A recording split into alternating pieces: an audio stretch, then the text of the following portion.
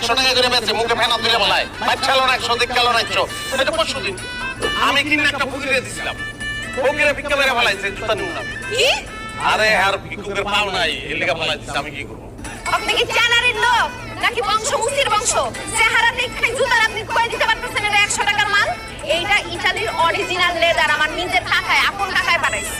আপনি দিছেন এটা আসিনছি তাহলে আপনার কথা অনুযায়ী আপনি মুসি